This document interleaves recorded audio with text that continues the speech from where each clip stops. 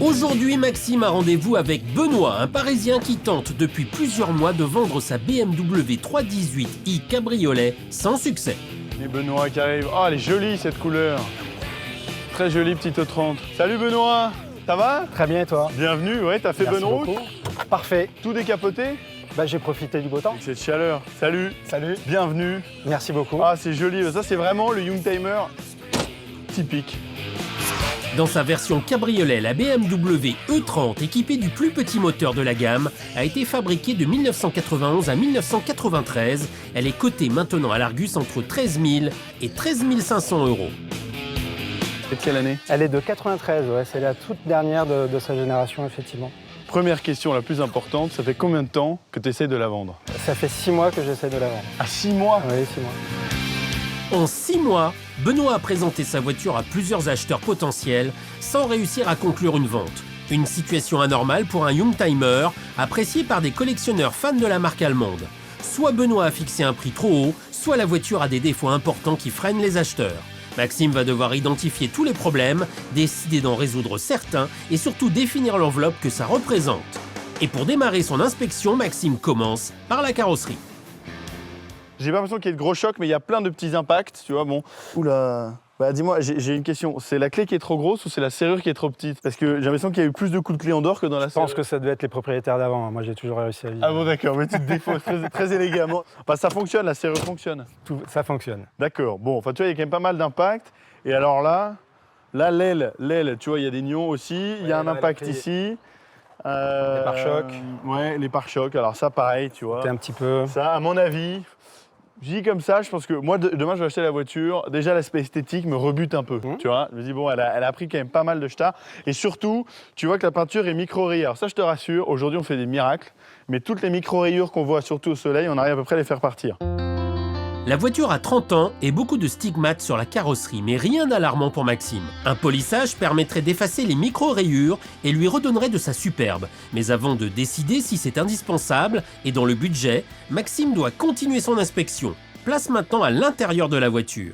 Déjà, ce que j'adore, c'est le combo de couleurs.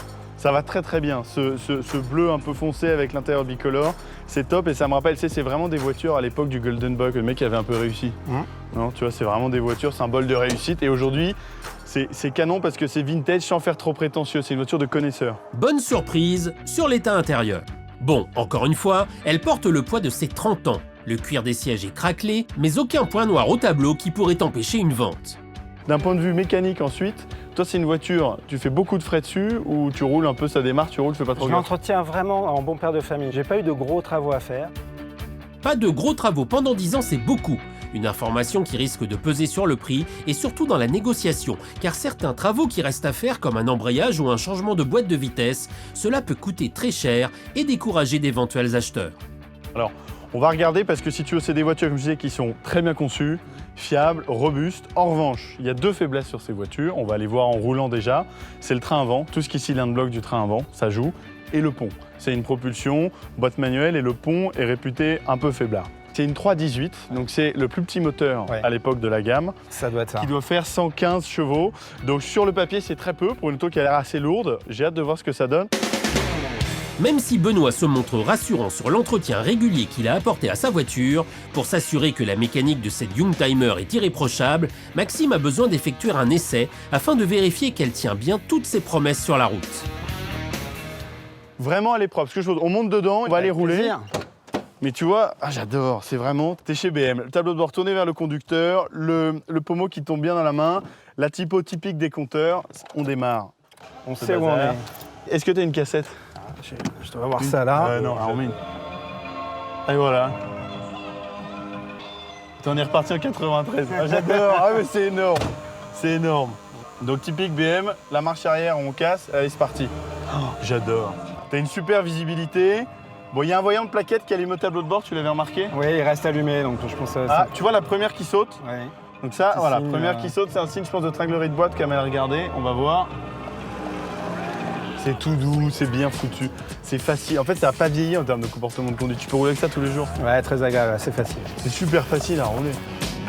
Un essai routier est indispensable pour vérifier les performances du moteur, le comportement général ou encore les organes de sécurité tels que les freins. car s'ils sont défaillants, ces points peuvent empêcher une vente, surtout sur un modèle comme la 318 Cabriolet. Ouais, en fait, c'est vraiment pas une voiture qu'on conduit dans les tours. Il y a suffisamment de coupe, tu vois, elle s'inscrit bien, il n'y a pas un bruit de train roulant défectueux, je trouve. Ah non, c'est super. Elle me semble très saine.